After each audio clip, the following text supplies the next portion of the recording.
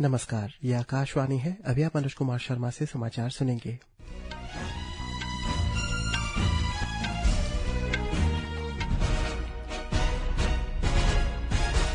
पहले मुख्य समाचार। प्रधानमंत्री नरेंद्र मोदी ने कहा, पेपर लीक घटना के बाद 2.5 महीने के दोषियों की गिरफ्तारी सहित कई कदम उठाए गए। नीट पेपर लीक मामले में सरकार और सीजेपी के बीच दिल्ली की कॉन्स्टिट्यूशनल क्लब में दूसरे दौर की वार्ता हुई। संसद के दोनों सदनों की कार्रवाई नीट पेपर लीक मामले में विपक्ष के विरोध के कारण सोमवार तक स्थगित। सर्वोच्च न्यायालय ने आज केंद्र और राष्ट्रीय परीक्षा एजेंसी को नीट पेपर लीक के बाद लागू किए गए सुधारों की प्रगति पर विस्तृत हलफनामा दाखिल करने के निर्देश दिए।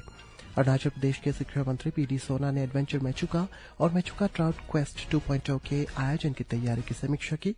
कृषि विज्ञान केंद्र तवांग ने आईसीएआर आईआईवीआर वाराणसी के सहयोग से तवांग जिले के 7 गांवों में उच्च उपज देने वाली सब्जियों की किस्मों पर फ्रंटलाइन प्रदर्शन तथा कृषि आदान वितरण कार्यक्रम का सफल आयोजन किया। Roots arts and cultural trust द्वारा अरुणाचल प्रदेश की प्रमुख मिश्रित मार्शल आर्ट्स एवं कॉम्बैट स्पोर्ट्स संस्था एब्रासोमेंटे अकेडमी के सहयोग से ईटानगर में ब्राजीलियन जिउ-जित्सु पर 25 दिवसीय प्रशिक्षण कार्यक्रम संपन्न और भारत की अनाहत सिंह विश्व जूनियर स्क्वॉश चैंपियनशिप के सेमीफाइनल में पहुंची। अब समाचार विस्तार से। प्रधानमंत्री नरेंद्र मोदी ने कहा है कि पेपर लीक की घटना के बाद पिछले 2.5 महीने में कई कदम उठाए गए हैं। दोषियों को गिरफ्तार कर जेल भेजा गया है। कल रात एक वीडियो संदेश में श्री मोदी ने कहा है कि सरकार की मुख्य जिम्मेदारी यह सुनिश्चित करना था कि विद्यार्थियों का शैक्षणिक वर्ष व्यर्थ न जाए। प्रधानमंत्री ने कहा है कि संबंधित विभागों को फास्ट ट्रैक अदालतों के लिए प्रस्ताव तैयार करने के निर्देश दिए गए हैं। मैंने फास्ट ट्रैक कोर्ट के लिए विभागों को निर्देश दिए थे। विभागों ने लगातार मेहनत करके देर रात मुझे मुसद्दा भी दे दिया। फास्ट ट्रैक कोर्ट और कठोर सजा के प्रावधान के साथ का ये मुसद्दा कैबिनेट में चर्चा होगी। कैबिनेट के साथियों के सुझाव के बाद उसका अंतिम रूप दिया जाएगा और सोमवार से संसद का दूसरा सप्ताह शुरू हो रहा है। तब जल्द से जल्द उस बिल को सदन में पारित कराने का प्रयास किया जाए। दिल्ली उच्च न्यायालय ने सार्वजनिक परीक्षाओं अनुचित संसाधनों की रोकथाम अधिनियम 2024 के अंतर्गत मामलों की सुनवाई के लिए एक त्वरित न्यायालय का गठन किया है। इस कदम का उद्देश्य सार्वजनिक परीक्षाओं में अनुचित तरीके से संबंधित मामलों का शीघ्र निपटारा सुनिश्चित करना है। कानून मंत्री अर्जुन राम मेघवाल ने प्रधानमंत्री नरेंद्र मोदी द्वारा पेपर लीक से संबंधित लंबित मामलों की सुनवाई के लिए फास्ट ट्रैक कोर्ट के निर्णय की सराहना की है। श्री मेघवाल ने मीडिया से कहा है कि इन अदालतों में मामलों की सुनवाई प्रतिदिन होगी। प्रधानमंत्री जी ने निर्णय लिया कि पेपर लीक से संबंधित जो मामले अदालतों में लंबित हैं, चल रहे हैं, उनकी सुनवाई हम specially designated fast track court गठित करके करवाएंगे, जिससे डे टू डे बेसिस पे सुनवाई होगी, स्पीडी ट्रायल होगा और टाइम बाउंड इन्वेस्टिगेशन होगा, तो युवाओं को न्याय मिलेगा। स्वास्थ्य मंत्री जेपी नड्डा और केंद्रीय मंत्री जितेंद्र सिंह और कई अन्य भाजपा नेताओं ने तथा कॉकरोच जनता पार्टी सीजेपी के प्रतिनिधियों के बीच नई दिल्ली के कॉन्स्टिट्यूशनल क्लब में दूसरे दौर की बातचीत हुई। यह बैठक राष्ट्रीय स्तर की परीक्षाओं में कथित अनियमितताओं को लेकर युवाओं के नेतृत्व में चल रहे विरोध प्रदर्शनों में एक महत्वपूर्ण घटनाक्रमों के बाद हो रही है।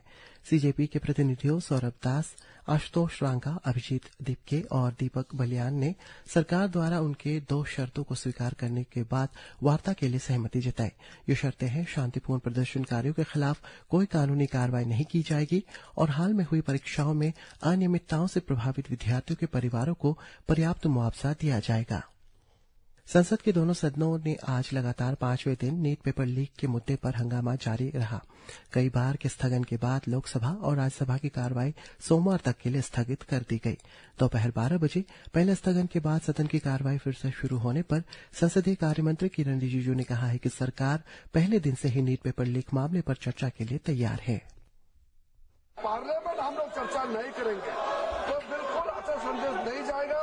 मैं राहुल गांधी जी से अनुरोध करता हूं, आप अपने कांग्रेस पार्टी के साथियों को थोड़ा समझा दीजिए और बाकी कई पार्टीज के एमपीज भी निजी तौर पर सबने अपना मत रखा है कि चर्चा होना चाहिए।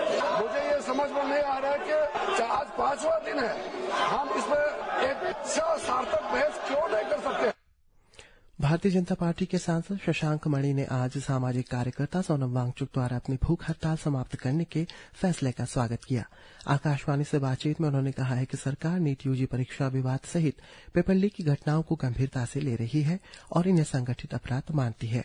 उन्होंने प्रधानमंत्री नरेंद्र मोदी से संदेश का उल्लेख करते हुए कहा है कि सरकार पेपर लीक पर रोक लगाने के लिए कड़े कदम उठा रही है और इस संबंध में व्यापक कानून लाने की दिशा में काम कर रही है।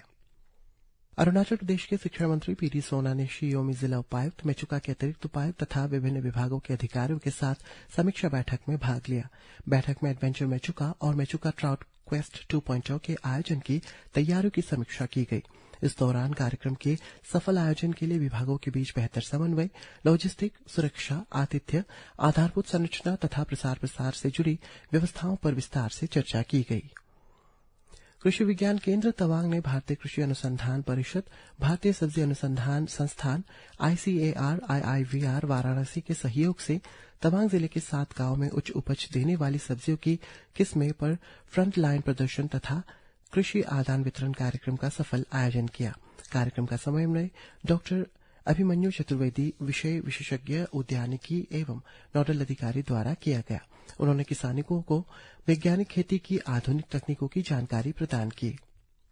Roots arts and cultural trust ने अरुणाचल प्रदेश की प्रमुख मिश्रित मार्शल आर्ट्स एवं कॉम्बैट स्पोर्ट्स संस्था एब्रासोमेंटे अकादमी के सहयोग से ईटानगर में ब्राजीलियन जिउ जित्सु पर 25 दिवसीय प्रशिक्षण कार्यक्रम संपन्न किया। यह कार्यशाला रूट्स अरुणाचल के सदस्यों तथा राज्य के अन्य रंगकर्मियों के लिए अभिनेता प्रशिक्षण कार्यक्रम के अंतर्गत आयोजित की गई थी। राष्ट्रपति द्रौपदी मुर्मू ने आज भारत और रोमानिया के बीच आर्थिक और निवेश समझौतों को लेकर विस्तार देने का आह्वान किया है। उन्होंने कहा है कि दोनों देशों में वाणिज्यिक सहयोग के पार संभावनाएं हैं।